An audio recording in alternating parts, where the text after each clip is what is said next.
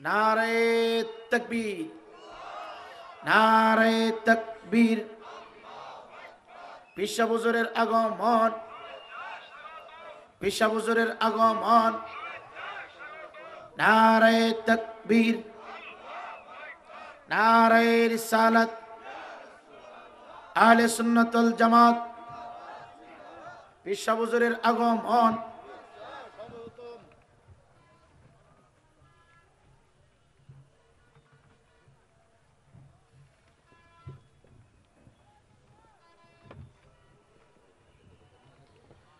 হাজিরিন, আপনারা যারা আহ্বানে এখানে সাড়া দিয়েছেন, অংশগ্রহণ করেছেন, হুজুর স্টেজে চলে আসছে।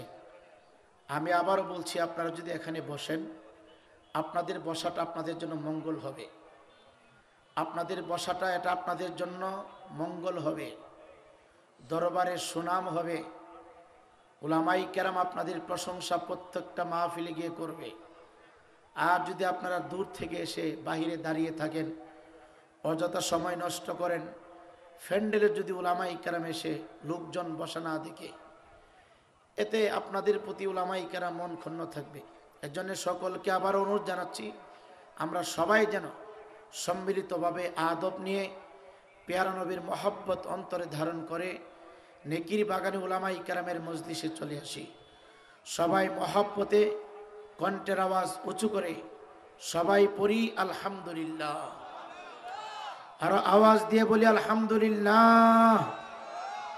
আল্লাহ পাক আমাকে আপনাকে হাজারো হাজারো মানুষের ভিতর থেকে নির্বাচিত করে ফিতনার যুগে, ফাসাদের সময় কিছু কথা বলা শোনার মতো আমরা যারা সুযোগ পেয়েছি, যিনি সুযোগ করে দিয়েছেন, আসুন ওই মহান স্রষ্টাকে খুশি করার উদ্দেশ্যে কণ্ঠের আওয়াজ উঁচু করে সবাই পড়ি আলহামদুলিল্লাহ।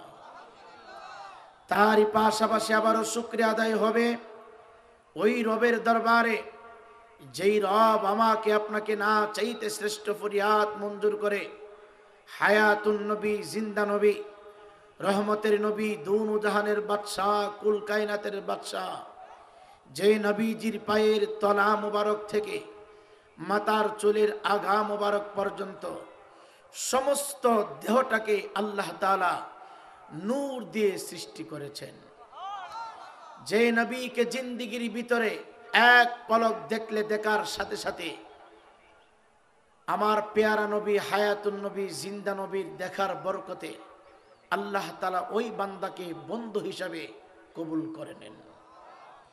যারা জিন্দিগির ভিতরে শুধু এক নজর দেখবে আমার হায়াতুন নবীকে, দেখার সাথে সাথে জাহান্নামের সমস্ত দরজাগুলো তার জন্য হারাম হয়ে যায়, 8টা জান্নাতের দরজা ওয়াজিব হয়ে যায়। বিনা দরখাস্তে এত বড় নিয়ামত আমরা পেয়ে খুশি না বেজার? জোরে বলেন, খুশি না বেজার? এত বড় নিয়ামত আমাদের তকদিরে দিলেন কে? জোরে বলেন না কে? আমাদের কাছে সবচাইতে বড় নিয়ামত, সবচাইতে বড় নিয়ামত, সবচাইতে বড় ইবাদত হচ্ছে হাসর ময়দানে মানুষের মাথার উপরে যখন সূর্য চলে আসবে, সূর্যের প্রত্যেকটা গেট যখন খুলে দেওয়া হবে, মানুষের মাথার মগজ মোমের মতো গলতে আরম্ভ করবে, মানুষ এদিক সেদিক ছুটাছুটি করবে, কেউ কাউকে পরিচয় দিবে না। যদিও আমরা জাহান্নামী হয়ে যাই, তখন আমরা বলতে পারবো, আল্লাহ, নামাজ হইতো না পড়ার কারণে, অন্যান্য ইবাদত ছেড়ে দেওয়ার কারণে, অন্যায় করার কারণে, অপরাধের সাথে যুক্ত হওয়ার কারণে আমরা আজকে জাহান্নামী হয়ে গেলাম। আল্লাহ, জাহান্নামে ঢোকার আগে একটা পরিচয় তোমার সামনে আমরা তুলে ধরতে চাই, আমরা তোমার হাবিবের উম্মত। আরো জোরে বলি না? মুসলমানের সন্তান শুনেন, হাসর ময়দানে আমার কোন নবীর, আমার হায়াতুন নবী, জিন্দা নবীর কোন উম্মতকে আমার নবীর সাথে পরামর্শ না করে কাউকে জাহান্নামে দিবেন না। চিল্লা বলি সুবহানাল্লাহ। তাহলে এত বড় নিয়ামত আমরা পেয়ে খুশি না বেজার? যদি খুশি হয়ে থাকি, আকাশ বাতাস মুখরিত করে কণ্ঠের আওয়াজ উঁচু করে আবার সবাই পড়ি আলহামদুলিল্লাহ। সকলে একটু মহব্বতে দুরূদ শরীফ পড়েন। আল্লাহুম্মা সাল্লি মুহাম্মাদ ওয়া আলা। এই মাইকের সাউন্ডটা তো আপনি ঠিক করতে পারতেছেন না, মাইকের সাউন্ডটা মিলাই দেন না। এত বড় একটা ইয়া, কই সাউন্ড কই কি করলেন? ওয়া আলা আলি সাইয়্যিদিনা। আজরাইল আছে ভাইরে দাঁড়ায়া, কোন দিন জানি কারে নিবে দরিয়া। বলো আল্লাহুম্মা সাল্লি মুহাম্মাদ ওয়া আলা আলি সাইয়্যিদ। নবীর ইশকে হরে পাগল দিওয়ানা, নবী ছাড়া আপন কাউকে পাইবানা। বলো আল্লাহুম্মা সাল্লি মুহাম্মাদ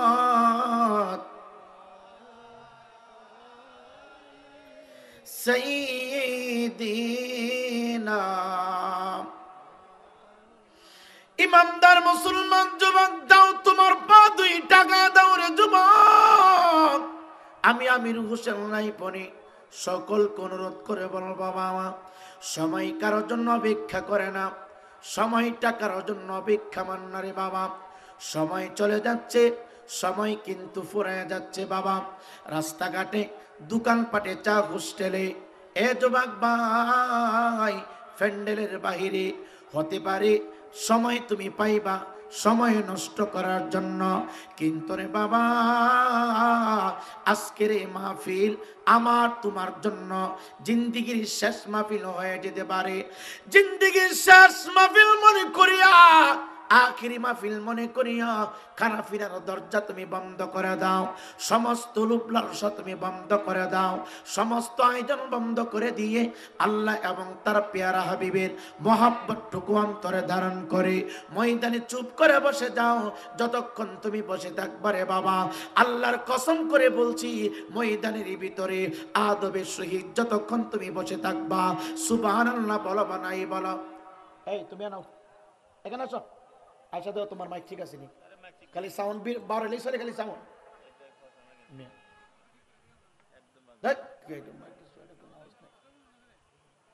সাউন্ড খালি বাড়ালি, খালি সাউন্ড। এত বড় একটা প্যান্ডেল, এত বড় একটা ইয়া, 14টা মাইক দিতে লাগছে, কোনো আওয়াজ নাই, কোনো মিষ্টি আওয়াজ নাই, কোনো ইয়া নাই।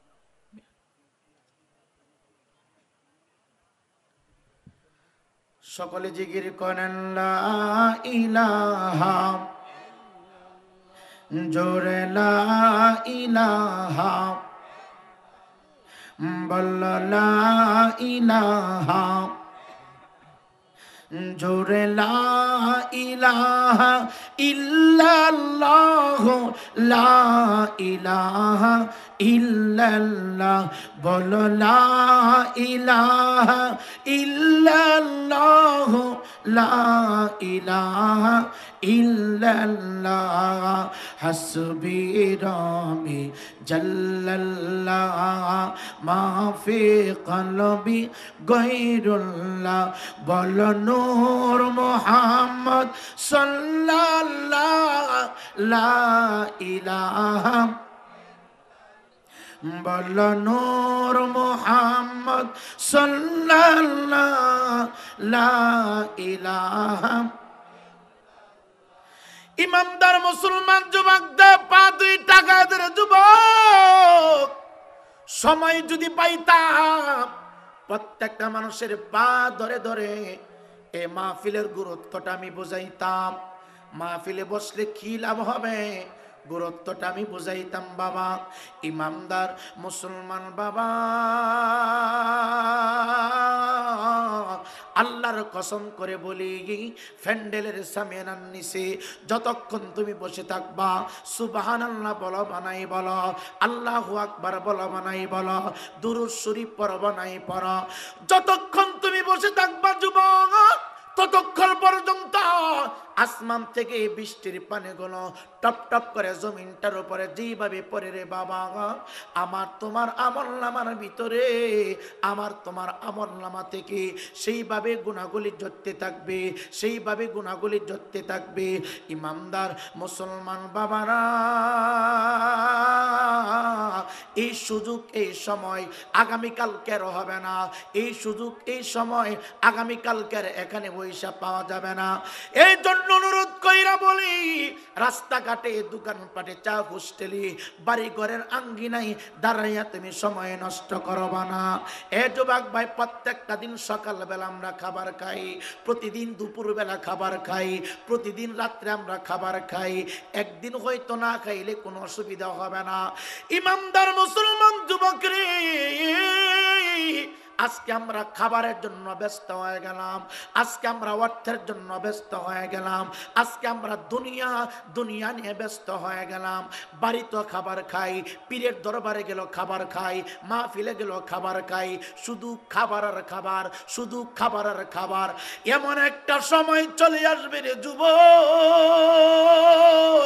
তোমার আমার সামনে খাবারই থাকবে, দেহের ভিতরে আত্মাও ঠিক থাকবে, কিন্তু ডাক্তারের নিষেধ খাওয়া যাবে না, ডাক্তারের নিষেধ করেছে খাবার খাওয়া যাবে না।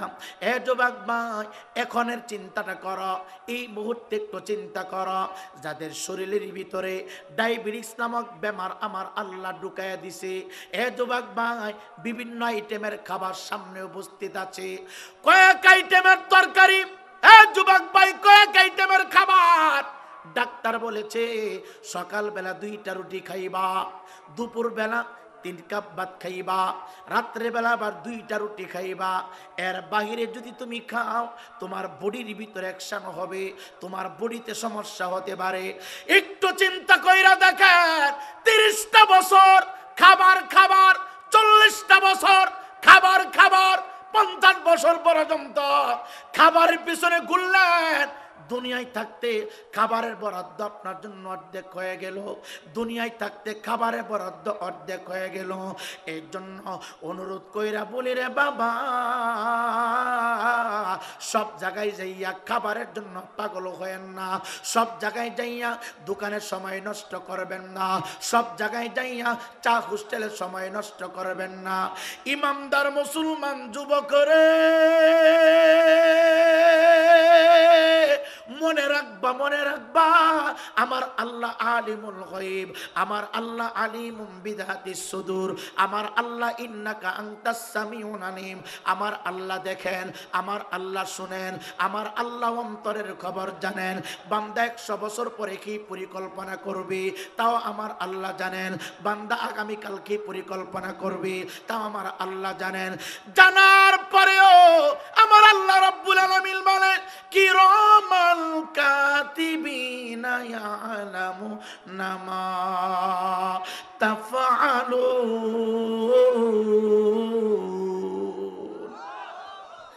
আল্লাহ রাব্বুল আলামিন প্রত্যেকটা বান্দা বান্দির পিছনে পাহারাদার বসায় রাখছে রে বাবা, পাহারাদার দিয়ে রাখছে রে বাবা।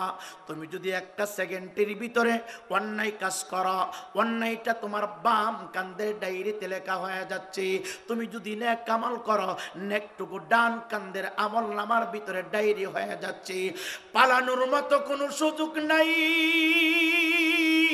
বাঁচার মতো কোনো সুযোগ নাই। আমার রব তোমার কাছ থেকে তোমার পুরাটা লাইফের জিন্দেগির হিসাব নিবে। এই জন্য অনুরোধ কইরা বলি, এই মাধবপুরের বাবা, যারা বিভিন্ন থানা থেকে, বিভিন্ন জেলা থেকে, বিভিন্ন অঞ্চল থেকে পীরের ফায়েজ হাসিলের জন্য ময়দানে হাজির হয়েছেন, একটু খানাফিনা বন্ধ করে দেন, রং তামাশা বন্ধ করে দেন, বাহিরে ঘোরাফেরা বন্ধ করে দেন। উলামায়ে কেরাম কি বলতে চাই মনোযোগ দিয়া শুনেন। আপনার জিন্দেগি পরিবর্তন হয়ে যাবে, আপনার লাইফ পরিবর্তন হয়ে যাবে। শুনুন, একজন মানুষ অসুস্থ হয়ে গেলে তাকে সুস্থ করার জন্য যেমন ডাক্তারের প্রয়োজন হয়, হাসপাতালে ভর্তি করলে ডাক্তার চিকিৎসা দিলে যেমন রোগীটা আস্তে আস্তে করে সুস্থ হয়ে যায়, তেমনি ভাবে আমরা সবাই গুনার সাথে যুক্ত। আমি আমির হোসেন রায়পুরি গুনার সাথে যুক্ত, আপনারা গুনার সাথে যুক্ত। হয়তো আমার চাইতে আপনার অপরাধ কম করেছেন এমন কোন মানুষ নাই বলতে পারবে না আমলনামার ভিতরে কোনো গুনাহ নাই। প্রত্যেকটা মানুষ গুনার সাথে যুক্ত, সবাই অপরাধের সাথে যুক্ত। বলবেন হুজুর কি বলেন, অপরাধ আমরা কিভাবে ক্ষমা করাইব, আমরা গুনাহ কিভাবে মাফ করাইব? অসুস্থ মানুষ যেমন ডাক্তারের চিকিৎসা নিলে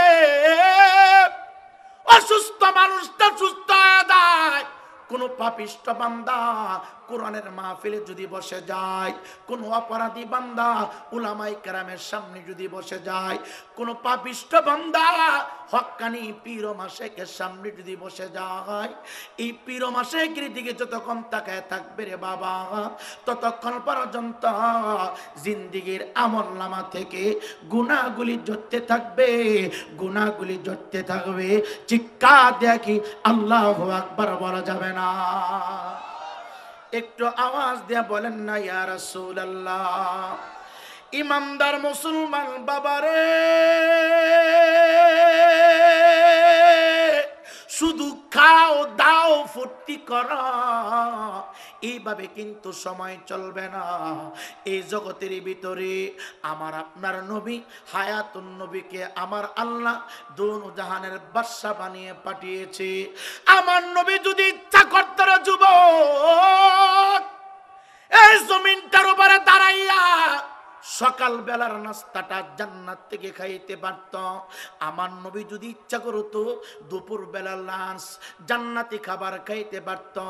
আমার নবী যদি ইচ্ছে করত রাত্রির খাবারটা জান্নাত থেকে খাইতে পারত। আমার নবী ডাকা দিয়া কয়, জগতের মানুষ, আমি নবী যদি ইচ্ছা করতাম গোটা আরব দেশের ভিতরে আমি নবীর নাম দিয়া কোটি কোটি কোটি কোটি কোটি কোটি তলা বিল্ডিং বানাইতে পারতাম।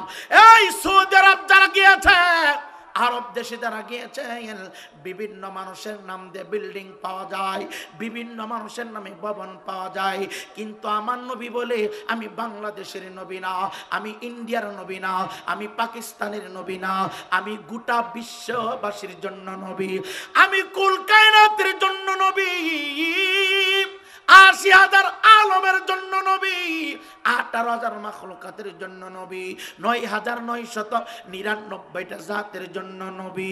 আমি নবী যদি ইচ্ছা করতাম রে এই জমিনটার উপরে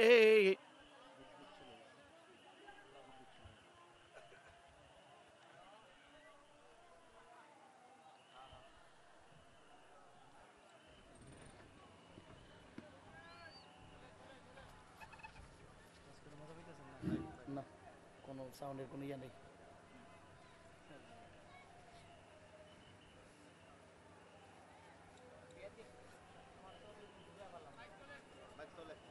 হ্যালো হ্যালো হ্যালো হ্যালো, সকলে